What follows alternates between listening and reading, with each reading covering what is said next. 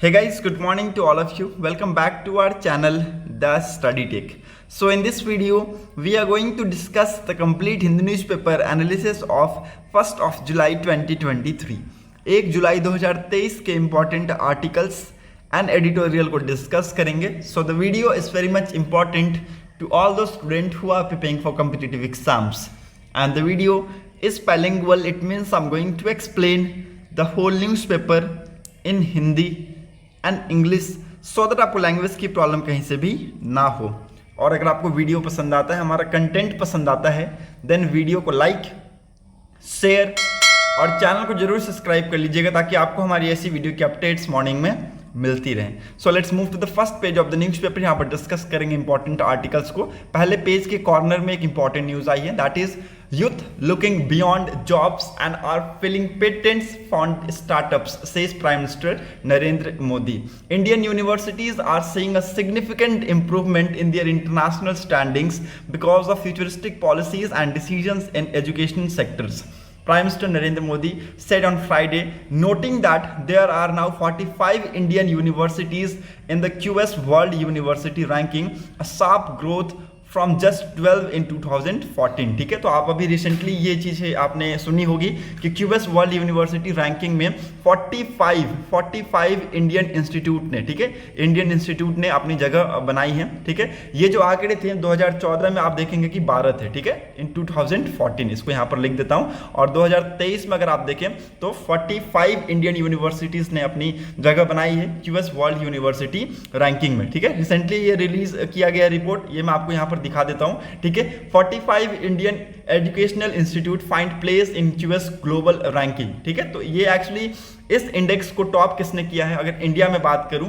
ठीक है, पूरे वर्ल्ड की मैं आपको बताऊंगा पूरे वर्ल्ड में किसने टॉप किया है. और अगर इंडिया की अगर मैं बात करूं तो आईआईटी बॉम्बे, ठीक है, Indian institute of technology Bombay emerge as the best Indian institution by securing 149th rank. ठीक है, इंडिया में टॉप और पूरे वर्ल्ड में अगर आप देखें तो 149th रैंक इन्होंने होल्ड किया है. ठीक है, इसने होल्ड किया है. Again it's very important. और जो नेक्स्ट पोजीशन है, सेकंड पोजीशन इंडिया में, वो आईआईटी दिल्ली है. ठीक है, IIT Delhi is the second position holder. ठीक है, नाउ यहाँ पर मैं पूरे वर्ल्ड की अगर मैं बात करूँ तो पूरे वर्ल्ड में अगर मैं आपको बताऊँ तो यहाँ पर आप लोग इसको जॉट डाउन कर लीजिएगा.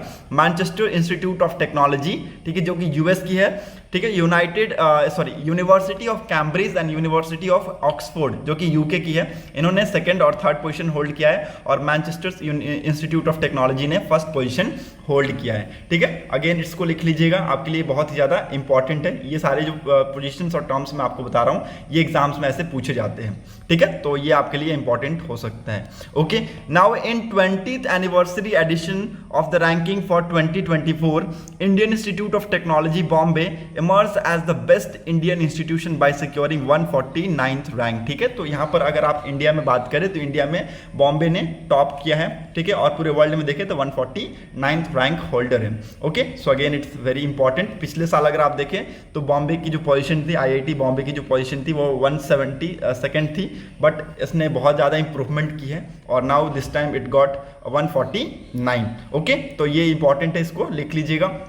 4 ऐसे यूनिवर्सिटीज़ हैं जिन्होंने नया एंट्रेंस लिया है. ठीक है, कौन कौन से हैं आप इसको लिख लीजिएगा. University of petroleum and energy studies. ठीक है, दूसरा आप यहाँ पर लिखिए चित्रकला यूनिवर्सिटी. तीसरा गुरु गोविंद सिंह इंद्रप्रस्थ यूनिवर्सिटी. ठीक है, और चौथा the Indian statistical institute. These are the 4 new universities and new entrant to the ranking. ठीक है, तो ये 4 यूनिवर्सिटीज ने नया एंट्री लिया है. ठीक है, इन रैंकिंग में. ठीक है, और आईआईटी दिल्ली जैसा कि मैंने आपको बताया सेकंड पोजीशन होल्डर है. ठीक है, second institution in the ranking from the country और इज एट 197th पोजीशन. ठीक है, तो पूरे वर्ल्ड में अगर आप देखें तो 197th पोजीशन पे आईआईटी दिल्ली है. Okay, so again it's very important. ये आपको इंडेक्स पूरे अच्छे से समझ में आ गया होगा. Hope you are getting my points. Now move to the next important article. ठीक है, अपने अगले इंपॉर्टेंट आर्टिकल की तरफ मूव करते हैं. ओके, यहाँ पर और कुछ इंपॉर्टेंट नहीं है, जो इंपॉर्टेंट चीज़ें थी वो मैंने आपको बता दिया, आप उसको लिख लीजिएगा. ठीक है, एग्जाम्स में पूछे जाते हैं क्वेश्चंस. ठीक है, now move to the next important one.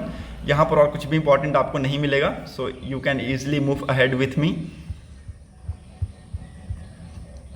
यहाँ पर एक इंपॉर्टेंट आर्टिकल है, Karnataka ready to resolve water sharing dispute through talks, Shiv Kumar. ठीक है, तो कर्नाटका और तमिलनाडु के बीच में जो वाटर डिस्प्यूट्स रहते हैं उनको यहाँ पर रिजॉल्व करने की बात की जा रही है, ठीक है। बातचीत कर कर यहाँ पर कहा जा रहा है कि हम बातचीत कर कर ये जो डिस्प्यूट है इसको हम रिजॉल्व कर सकते हैं, ठीक है। इन्होंने यहाँ पर जल शक्ति मिनिस्ट्री को यहाँ पर अर्ज किया है कि वो ये सारे अरेंजमेंट्स वगैरह कराएंगे, ठीक है। और यहाँ पर वो बहुत दिनों से, बहुत सालों से, दिनों में बोल रहा हूँ, बहुत सालों से ये जो डिस्प्यूट चल रहा है, ठीक है, बिटवीन कर्नाटका एंड तमिलनाडु, इसको रिजॉल्व करने की बात की जा रही है through mutual dialogues and again mutual talks, ठीक है। तो ये सारी इंपॉर्टेंट चीजें ये आपको पता होना चाहिए, आने वाले टाइम में ये न्यूज में रहेगा, इसलिए मैंने आपको बता दिया।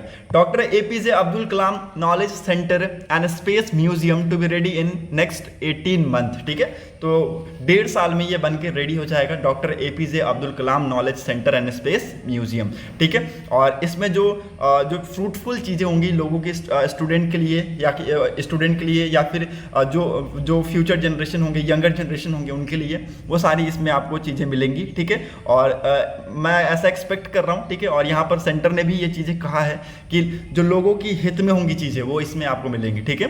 जैसे कि यंगर जनरेशन के लिए जो चीज़ें हेल्पफुल होंगी, नॉलेजेबल होंगी, वो चीज़ें इसमें रखी जाएंगी, ठीक है। तो doctor A P J Abdul Kalam Knowledge Center and Space Museum is expected to be ready in next 18 month at कोदियार in Thiruvananthapuram, ठीक है। तो ये थिरुवनंतपुरम में, कोदियार में ये बनकर रेडी हो जाएगा नेक्स्ट 18 मंथ में, ठीक है। और ये सारी चीज़ें आप यहाँ पर देखेंगे, it will be a great asset, ठीक है। ये स्टेट के लिए ग्रेट असेट होगा और नॉलेज हब भी यहाँ पर आपको बनता हुआ मिलेगा आपको, okay. So hope you are getting my points. Now move to the next important article. यहाँ पर और कुछ भी इंपॉर्टेंट है नहीं, let's move to the editorial section, ठीक है। पहला एडिटोरियल हम लोग नहीं पढ़ने वाले हैं, so let's move to the A new chapter in India-Africa ties can be written. There is a slow realization that Africa, a continent accounting for nearly 17% of the world population today and reaching 25% in 2050, need to be studied closely, ठीक है। So again ये बहुत ही important article है।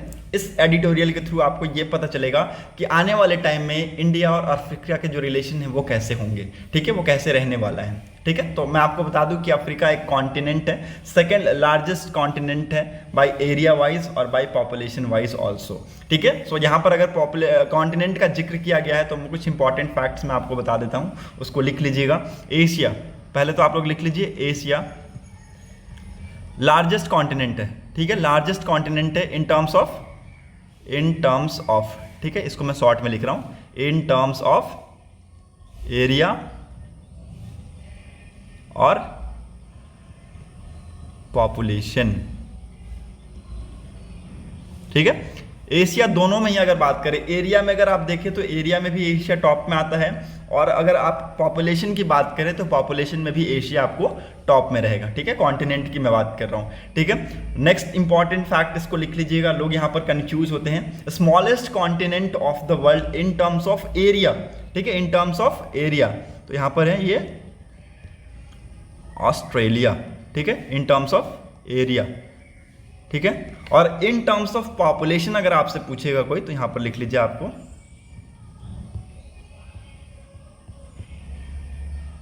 Antarctica, ठीक है, Antarctica, okay. ये important है, इसको लिख लीजिएगा, अक्सर पूछे जाते हैं एग्जाम में, ठीक है। एग्जाम में कंफ्यूज करने के लिए ऐसे क्वेश्चंस दिए जाते हैं और लोग कंफ्यूज हो जाते हैं, लोगों को पता नहीं होता इन टर्म्स ऑफ एरिया और पॉपुलेशन क्या है, ठीक है, कौन होगा, ठीक है, तो ऐसे कंफ्यूज हो जाते हैं, ठीक है। और अगर मैं बता दूं आपको पूरे असेंडिंग ऑर्डर्स में अगर बताऊं आपको, ठीक है, देखिए यहाँ पर एरिया में अगर आप देखें तो एरिया में एशिया टॉप पे है, ठीक है, उसके बाद आपका अफ्रीका आता है, फिर उसके बाद नॉर्थ अमेरिका आता है, ठीक है, उसके बाद साउथ अमेरिका आता है, ठीक है, उसके बाद आपका अंटार्कटिका आता है, ठीक है, उसके बाद आपका यूरोप आता है और उसके बाद भी आपका ऑस्ट्रेलिया आता है, ठीक है। तो ऑस्ट्रेलिया यहाँ पर एरिया वाइज में आपका सबसे स्मॉलेस्ट कॉन्टिनेंट है, ठीक है, और एशिया सबसे लार्जेस्ट है, ठीक है। वहीं पर मैं अगर आपको पॉपुलेशन वाइज बता दूं तो एशिया आपका टॉप पे होता है, उसके बाद फिर अफ्रीका आपका आता है, ठीक है, उसके बाद यूरोप आता है, ठीक है, यहाँ पर चेंजेस है, ठीक है, पहले नॉर्थ अमेरिका था बट यहाँ पर चेंजेस है, यूरोप आता है पॉपुलेशन में, ठीक है, उसके बाद फिर आता है आपका नॉर्थ अमेरिका, ठीक है, फिर आपका आता है साउथ अमेरिका, ठीक है। उसके बाद आपका आता है ऑस्ट्रेलिया, उसके बाद आता है आपका अंटार्कटिका, ठीक है। तो अंटार्कटिका अगर आप देखें तो पॉपुलेशन वाइज सबसे स्मॉलेस्ट कॉन्टिनेंट है और एशिया पॉपुलेशन वाइज या फिर एरिया वाइज लार्जेस्ट कॉन्टिनेंट है, ठीक है। तो ये कॉन्टिनेंट के बारे में कुछ इंपॉर्टेंट इन्फॉर्मेशन थी जो कि मैंने आपको दी है, ठीक है। ये आप लोग लिख लीजिएगा। ओके, नाउ यहाँ पर अफ्रीका कॉन्टिनेंट के बारे में बात किया गया जो कि सेकेंड लार्जेस्ट कॉन्टिनेंट है by area wise also and by population wise also, ठीक है। नियरली अगर यहाँ पर देखें तो पूरे वर्ल्ड पॉपुलेशन की 17% पॉपुलेशन यहाँ पर लाई करती है और ऐसा एस्टिमेट किया जा रहा है कि आने वाले टाइम में 2050 तक इसकी जो पॉपुलेशन है वो इंक्रीज होकर 25% हो जाएगा, ठीक है। तो इस कॉन्टिनेंट को हमें बहुत ही क्लोजली स्टडी करना पड़ेगा, ठीक है। Now again it's very important, मैं अगर आपको बता दूं कि पिछले कुछ 15 साल में, ठीक है, पिछले कुछ 15 सालों में या फिर कह ले स्पेशली सिंस 2014, ठीक है, 2014 के बाद इंडिया और अफ्रीका के जो रिलेशंस है it have been developed steadily, ठीक है, ये स्टीडली इंक्रीज हुए हैं but more progress is achievable, ठीक है, more progress is achievable. In this context 20 member Africa expert group which was established by Vivekananda international foundation, ठीक है। 20 मेंबर का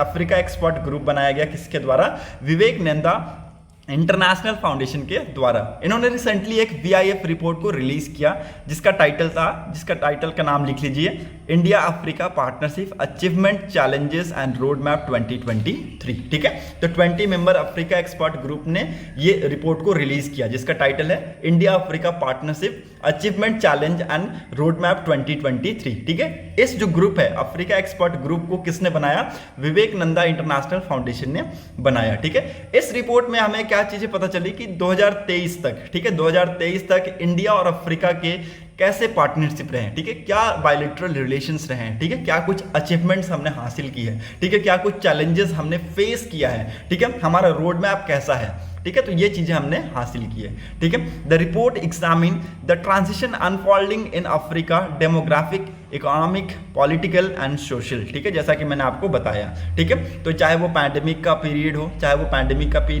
ठीक है, चाहे वो पैंडेमिक से पहले का पीरियड हो 2014, ठीक है, 2014 से पहले के भी पीरियड का जिक्र किया गया। इंडिया और अफ्रीका के बीच में जो रिलेशंस थे वो कैसे थे, ठीक है। Now it has increase to next level, ठीक है, नाउ ये इंक्रीज होकर नेक्स्ट लेवल पे पहुंच चुका है, ठीक है।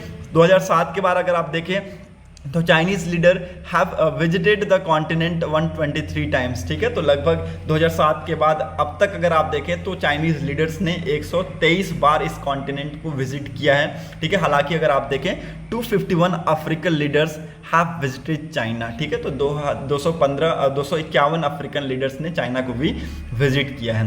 The VIF report notes that India has a substantive partnership with Africa and rich fund of goodwills, but is essential for New Delhi to revive its Africa policy periodically stays resilient by making the required changes and place a razor-like focus on its implementation, ठीक है। तो यहाँ पर देखिए India Africa के लिए बहुत important हो सकता है, ठीक है, अफ्रीका के लिए बहुत ही ज़्यादा इंपॉर्टेंट हो सकता है, ठीक है, एक बहुत अच्छा यहाँ पर पार्टनरशिप बनता हुआ दिख रहा है, ठीक है। बट यहाँ पर न्यू दिल्ली को एक अफ्रीका पॉलिसी लेकर आने की बहुत ही ज़्यादा ज़रूरत है, ठीक है, ताकि जो इसके अंदर कुछ रिक्वायर्ड चेंजेस है वो किए जा सकें, ठीक है। तो कुछ चीज़ों पे यहाँ पर फोकस करने की बात की गई है ऑथर के द्वारा इस एडिटोरियल में, ऑडिटोरियल बोल रहा हूँ, ठीक है, इस ऑडिटोरियल में। Okay, now again it is very important, gist of recommendations यहाँ पर दिए गए हैं। The central part of road map 2030 यहाँ पर जिक्र किया गया which is a set of nearly 60 policy recommendation, ठीक है। तो यहाँ पर सेंट्रल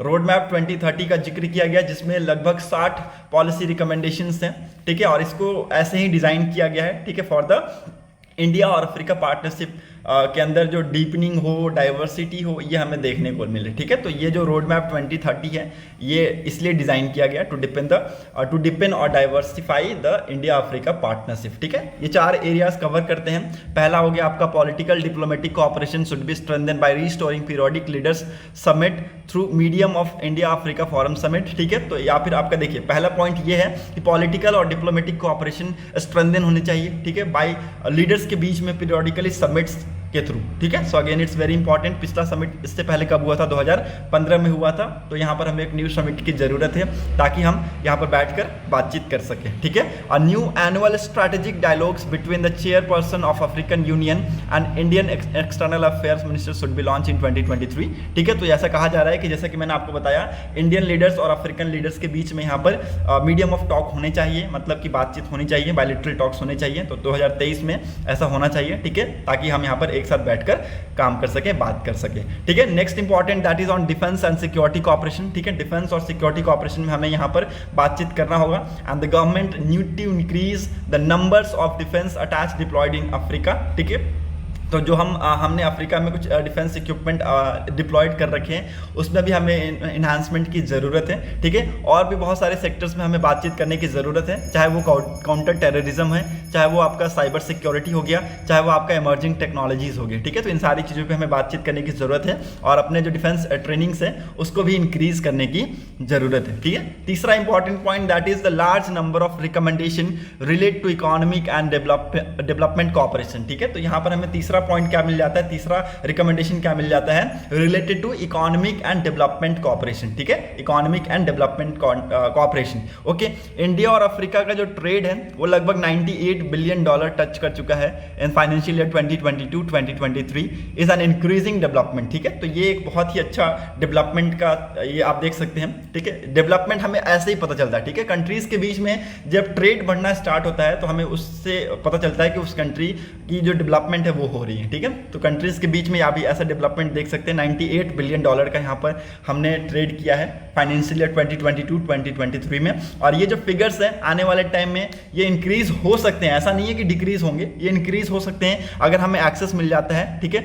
किसका, ये आपका अफ्रीकन ग्रोथ फंड का, ठीक है। अफ्रीकन ग्रोथ फंड का अगर हमें एक्सेस मिल जाता है, अगर हमने यहाँ पर अफ्रीकन ग्रोथ फंड यहाँ पर हमने क्रिएट किया, तो ये जो फंड है, ये जो आपका ट्रेड है, ये आपको आने वाले टाइम में इंक्रीज होता हुआ मिल सकता है, ठीक है। तो ये आपके ऑथर ने यहाँ पर लिख रखा है कि this figure can go up if access to finance through the creation of African growth fund is ensured, ठीक है। अगर यहाँ पर अफ्रीकन ग्रोथ फंड क्रिएट किया गया, ठीक है, तो हमें क्या हो जाएगा, फाइनेंस का एक्सेस मिल जाएगा और हम यहाँ पर आने वाले टाइम में जो ट्रेड है वो इंक्रीज हो जाएगा अफ्रीका के साथ, ठीक है।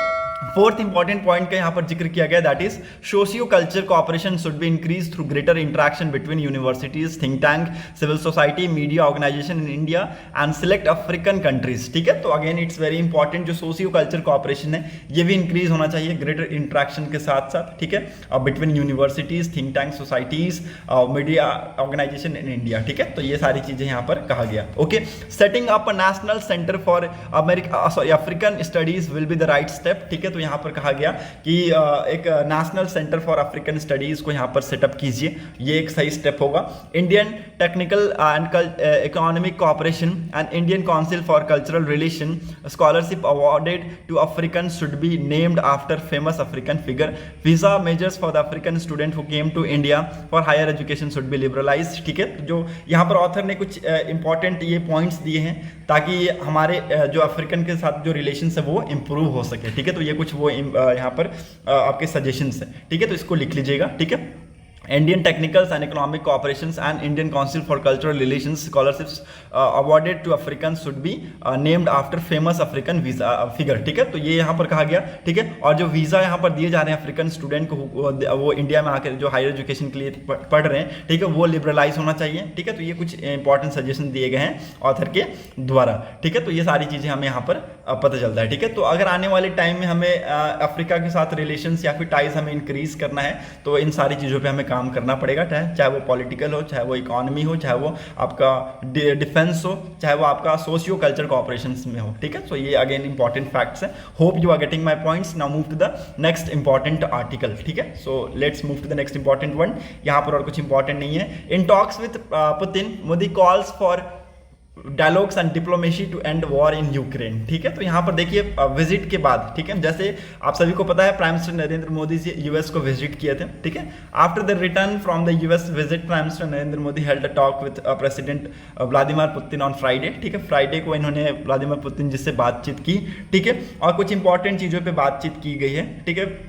और इन्होंने ये भी चीज़ें बताई हैं कि मैं गया था यूएस को विजिट किया, ये यहाँ पर गया, ठीक है। तो यहाँ पर ये सारी चीज़ें बातचीत हुई हैं, ठीक है। आप यहाँ पर देख सकते हैं, यहाँ पर ये सारी चीज़ें बताई गई है, ठीक है, कि हमने यूएस को विजिट किया और यहाँ पर ये सारी चीज़ें हुई, ठीक है। तो आपको आने वाले टाइम में इंडिया में बहुत इंपॉर्टेंट समिट्स होने वाले हैं, ठीक है। G20 के समिट होंगे सितंबर में, ठीक है। सितंबर में आपको G20 का समिट होता हुआ मिलेगा, ठीक है। संघाई कोऑपरेशन ऑर्गेनाइजेशन का वर्चुअल समिट होगा 4 जुलाई को, ठीक है।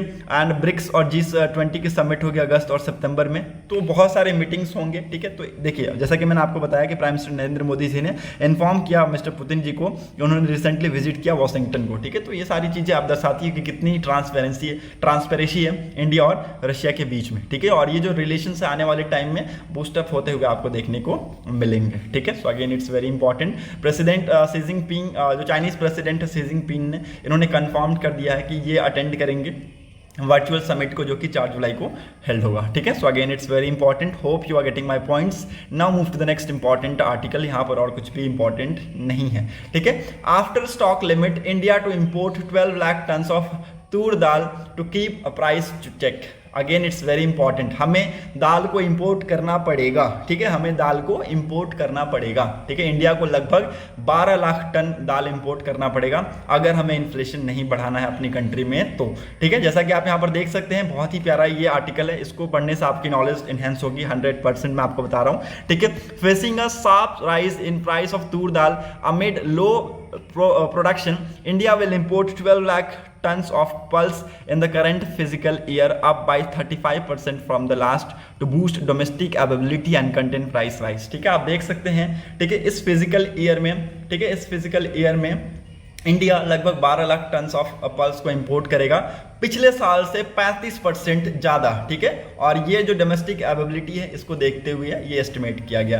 तूर इज गिविंग अस ट्रबल, ठीक है। नाउ यहाँ पर ये टाइटल बन गया कि जो तूर दाल है वो अब हमें ट्रबल दे रहा है, ठीक है। All India average retail price of Toor is up by 25%, ठीक है। तो आप देख सकते हैं पिछले साल के हिसाब से अगर आप देखें तो जो प्राइस हुए हैं वो इंक्रीज हुए हैं तूर दाल के, ठीक है। 25% की बढ़ोतरी हमें यहाँ पर देखने को मिली है, ठीक है। तो ये यहाँ पर आप देख सकते हैं, the issue in Toor is low domestic production, ठीक है। तो इशू जो हुआ है तूर दाल में, ये लो डोमेस्टिक प्रोडक्शन की वजह से हुआ है, ठीक है। The country toor production remained low at 30 lakh tons in 2023-2022 crop year against 39 lakh tons of last year, ठीक है। तो हम लगभग कितना कंज्यूम करते हैं हर साल, हम लगभग 44 to 45 lakh tons of toor दाल हम कंज्यूम करते हैं, और हमें इतना हमने प्रोड्यूस किया है तो लगभग 12 लाख हमें इंपोर्ट करना पड़ेगा, ठीक है। So again it's very important, hope you are getting my points. Now move to the next important one. यहाँ पर और कुछ भी इंपॉर्टेंट नहीं है, you can easily move ahead with me. World section पे आते हैं। वर्ल्ड सेक्शन पे यहाँ पर एक इंपॉर्टेंट न्यूज़ है, 2 इंपॉर्टेंट न्यूज़ है वर्ल्ड सेक्शन पे, ठीक है, नहीं एक ही इंपॉर्टेंट न्यूज़ है। Okay, Pakistan get a life line from IMF with new 3 billion bailout to help avoid default, ठीक है।